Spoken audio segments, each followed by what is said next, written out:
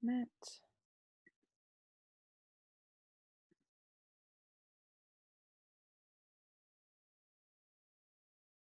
Hi.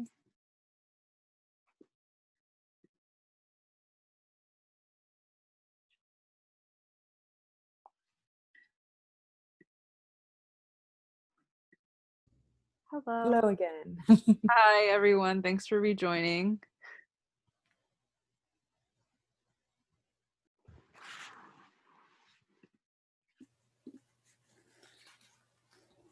Let me see if I can. Should be able to screen share again, but again, if anything comes up, let me know. Okay, perfect. It does let me go ahead and do that. So give me just a second to Great. read to the presentation. Perfect. And you all can see my screen, is that right? Yes. Perfect. Okay. Awesome. Thank you for your patience. Whenever you're ready, continue. Okay. I think, Misha, is this you? I'm so sorry. Yeah. Got a little Can you go jumbled. back one slide? Yeah. Yes, perfect. Okay, because I don't think we showed this one, or if we did, it was very briefly. So as Jade was talking about, there's tons of different resources that we have available. And we only give them with consent, right? If the texter wants them, we don't use them in every conversation. But it is just another tool that crisis counselors can use. Here's an example. This is platform view. You can see this is my account. So you see what I'm seeing when I'm looking at resources. And on the left-hand side there, you can see different categories such as bullying, self-harm. In recent times, we've added a COVID section. And also something that's important to bring up, especially because you are a multicultural group, that the recent social injustice news has also had us re-examine resources and ways that we approach texters and giving them more opportunities to engage in those conversations, because at first some of them are really scary for crisis counselors. So we actually added a section on that. So you can do next slide, please. Here are some of the examples of some that were added to our resources in recent months as a direct reaction to the social injustice issues that we are seeing. Keep in mind that all resources that we list are free or low cost or on a sliding scale. Most of them are free, but some of them, if it's referral to like a counselor, it would be low cost or on a sliding scale. They're reputable and they're non-discriminatory, which is extremely, extremely important to us, right? Especially right now. So these ones, such as, I'm sure you all are familiar with some of them, but Black Emotional Mental Health, which is this BEAM one right here. And that's a mental health website that offers coping skills to local therapists and mobile crisis teams. Blackline, which is a hotline that allows you to anonymously report negative and inappropriate contact with police and vigilantes. The Obama Foundation, which is resources to help users stay informed, engaged, and actionable about police violence and anti-racism in the US.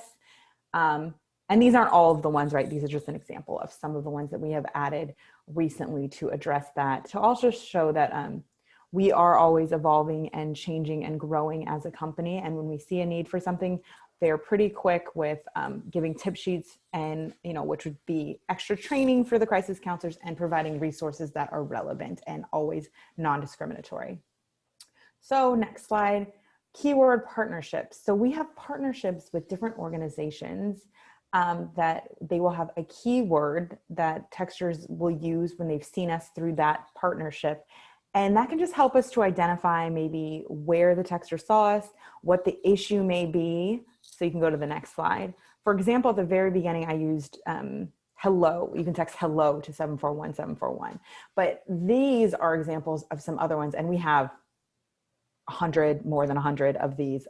So I don't list all of them, but these are some newer ones that we have added recently. So for example, if someone texts joy, we know that that's a partnership with Mental Health Wellness Hub for Black and Brown millennials. So that gives us a good idea where exactly this person is coming from, right? How they're hearing about us. Also helps us to improve our data to see where volume is being driven from. So you can also see tribe to reduce stigma associated with seeking therapy for Black women. So again, we have 100, if not hundreds of these partnerships, way too many to list, but here are some that I thought were relevant right now. Back over to code of conduct for you. Perfect. I've clicked some, there we go. In 2020, we've revisited our code of conduct, which is the code that we hold crisis counselors to when they make a volunteer commitment with us. And so this code of conduct has sort of updated our stance formally in writing. And I'm not sure if it would be most helpful for me to read this out loud, but some of the key things looking at this is that the code of conduct models the kind of community that we want to be a part of, centers around the values of diversity, equity, and inclusion. So we have, and again, this is a collective effort that thrives off the generosity and commitment of all staff and volunteers. So taking this mission statement to say that what we want to create is an environment where our entire community feels that we can support our mission and feel safe in doing so. In addition to this, we've updated our community responsibility that states we're a diverse community made up of individuals of different backgrounds. Anything including harassment of any kinds that harms one of us hurts all of us. We stand up against racism, homophobia, sexism, transphobia, bigotry, and other hateful behavior. The update to our code of conduct, again, just centers around wanting this to be a place where everyone feels welcome and at home, and where we can continue to support those who need us the most. And to become a crisis counselor, as I mentioned before, is a 30-minute application, consent to a background check, and then completing what was formerly our 34-hour training, now I believe is a 30-hour web-based training, and then graduating to complete your first shift. I do want to make a quick note that training is on hold, but if any of you would like to become a crisis counselor, you can, our emails are listed here. You can shoot us an email. We'll add you to the wait list, or make sure that you're directed to the right person to add I to also the wait linked list. it in the chat Oh, because you can find it perfect. from our website. So linked in the chat, or of course you can always contact either one of us. Perfect. So I'm going to stop sharing my screen so I can see all of your lovely faces. And if you all have any questions, feel free to speak them out loud and unmute, or throw them in chat. I have a quick question. Hi, I'm Kiara. It's nice to meet you guys. Thank you for coming. Hi, Kiara. I was wondering if there's been any data that's shown like texters are now like texting in about race, or like race and inclusion to like some of the anxieties that they're having, or if you guys have seen that while you're supervising on the platform now. We have 100% seen that trend for sure. Because it's a little bit of a newer trend overall, you know, that we're actually seeing it enough to probably be, to formulate data about it. I know that's on their radar, but I don't have any data available yet, but I can 100% say that yes, we're seeing it. Yes, it's a trend, and it is something that we are looking at and using to improve our services. With that being said, and I don't know if this is even part of your question, but we train every crisis counselor to help every crisis, right? So we do not transfer based on race. I know that's been a topic too, that sometimes people think, well, I'm not this race, how can I help them? And our model is you're empathetic, you're listening, and you should be able to help everyone as you are listening to their experience. It's about the texter, it's not about you as a crisis counselor, right? So everyone should be trained to help across every race, but yeah, on our radar. Does that answer your question? Yes, it does. Thank you. I think if I can add just really quickly to what Misha said, I think in my experience, and this is just speaking in my personal, personal words, but in my experience, it's super interesting, and maybe Misha can offer some feedback as well. It's really interesting to see how we see the effects of what is happening in the world in real time, and how immediately we see those, and then how that becomes reflected as trends, whether it is the the COVID pandemic, whether it is the current the current racial injustices that are happening in our country, whether it's the election, which we're currently making plans to gear up for, just seeing how the world reacts to what's happening has been one of the most interesting things about working for Crisis Text Line. Thank you. Hey, ladies, would you like to get into how CTL is going to be available in Spanish, or the work with the Audacious Project or anything like that? Yeah, so unfortunately, we're not really able at this time to speak on the Audacious project or current like expansion plans, as our primary focus right now is transformation.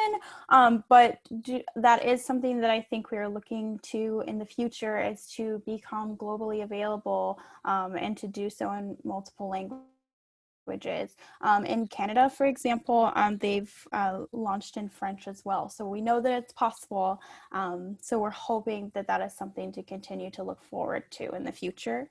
And we are gearing up for Spanish right now. We are expanding our team to include fluent Spanish speaking members. So it is coming. We cannot give you an exact time, but no, Spanish is next.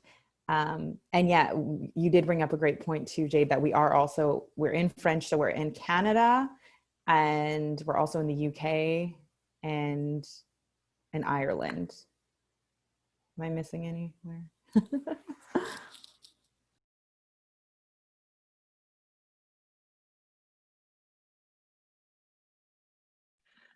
I can tell you personally, everything you both said was on point. I have had texters as young as 12. I have had to have my supervisor get in touch and be a, what do you call, get in touch with child abuse services for them. Mandatory reporting. Mandatory reporting. I have been on active rescues. But yeah, there is a definite, everybody is different. It could just be a relationship breakup, but you know what? If it's a crisis to them, it's a crisis for us because we need to get them through it. So especially with these younger texters that we see, I can think about some very recent conversations that I've overseen, that it is a breakup, and they do mention their parents don't take it seriously, right? Because they're 14 and it's just a breakup, but it is crashing their entire reality. And so to have somebody taking them seriously, saying, I'm listening, I believe you, you're hurting, just those words alone make a huge difference. absolutely, I agree. So it's a very diverse pot of texters, and you really do need to listen and just take into consideration, because you don't know how old they are, what sex they are, what race they are, what religion they are. So and that's another really interesting thing with text, right? Is that you really can be completely anonymous. You don't, on the phone, you may be able to guess some of those things, right? Based on voices. We don't have that. So I have guesses that people are young, and based on data, they likely are, but you don't know. I've definitely had surprises where somebody at the end revealed an age or a gender or something that I was not expecting. yes, I assumed that one of the texters was male at one time, and they turned out to be female. And I said, like, oh my gosh, I think I sent them the wrong resource, and they were like, I'm a girl. And I was like, oh no. And that is sometimes we will ask for resource purposes. We might ask something general, like, would you mind sharing an age range or something? Because most of them are more general, but you're right. Some are a little more specific. Exactly. Yeah. I'm so happy that you and Jade were able to make it today. And so I see, we are very happy. I see one in the chat that says, how flexible are the volunteering hours? Very. So we ask that you commit to 4 hours a week. and that you can always, when you come onto the platform, that you commit to at least enough time to take one conversation, right? So it's about 45 minutes or maybe an hour that you can commit to being there, but you can log in whenever you want. We're 24/7. There's no penalty if you don't make those hours. Like when you sign up, we ask for a 200-hour commitment overall, but it is, and usually if you take 4 hours a week, that turns out to be 1 year, but there is not a penalty. Nobody's going to yell at you. You're not going to get in trouble for not taking those hours. You don't have to schedule them. You can pop in when it's convenient. And that's why I was able to do it while on active duty. I was deploying with the Navy and going out to sea. So very flexible. What kind of, I guess, qualities and skills do you look for in people who volunteer?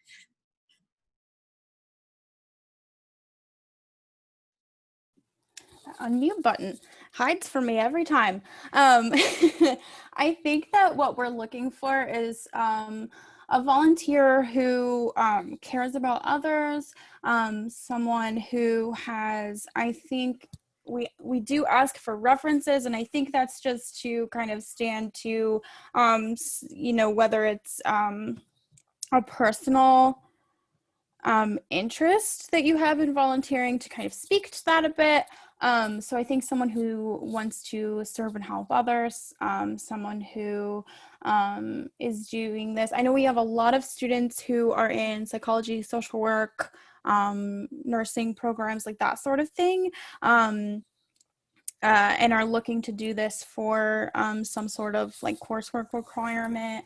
But I definitely think at the core of it all is just that you want to help others.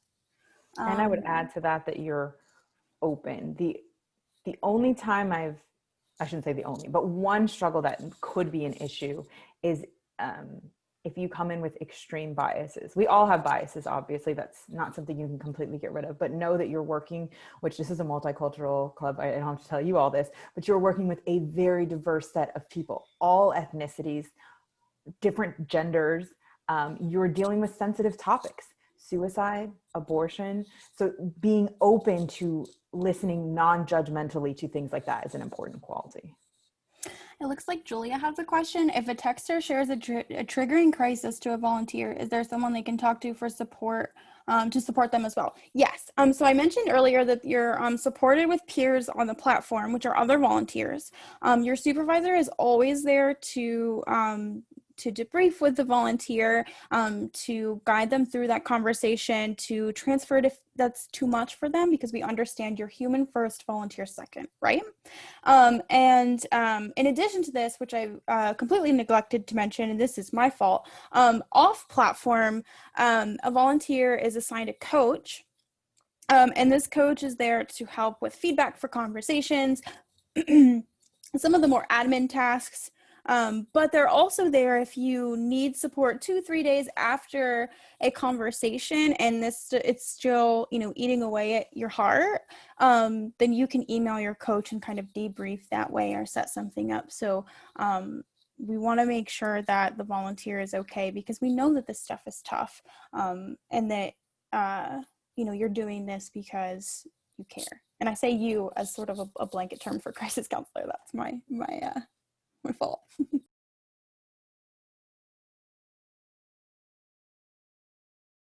Yes, you're never alone. And we 100% know that you are real, you are human, you are a person, and there are lots of opportunities to debrief, and you should never feel alone. You have a debrief chat, you have your supervisor, you can reach out to the platform operations manager, which is our position. And we have a network of people that are also there for support, for coach, tons of opportunities.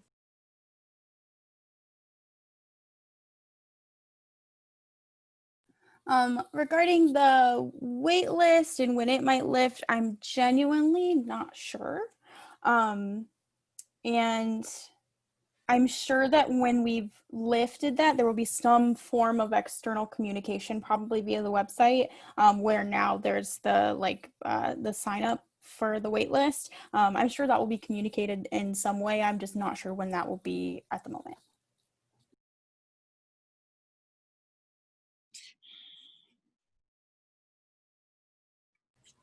You're welcome. Thank you for having us. It's nice to be able to talk to other people outside of the organization and answer all of these questions. Thank you for coming. I hope we didn't wake you up this morning, Misha. No, I'm good. I'm still drinking coffee. I know you all are in the afternoon, and I'm like, it's still early for me. It's not early, but it's morning still. I hear you. How are we doing on time, Melanie? We are good. Are there any more questions from anyone? If not, thank you so much again, Misha and Jade, for joining us. I really appreciated all the resources like you let us in on, and it was really interesting hearing about the process that you guys go through as your in your roles as crisis counselors. So thank you so much again for sharing all that with us. Thank you so much for having us. And if you have further questions, you can reach out or you can contact Judy Wright and she can get you in contact with us, or she might be able to answer some questions too. So thank you again. Have a great day. Thank you. Bye. Have a good one, Take care. guys. Bye. As for everyone else, we hope to see you at next week's meeting. We'll be sending that out, notifications and links on Engage, and that'll also be available on our Instagram page. So if you don't have that already, make sure you add that.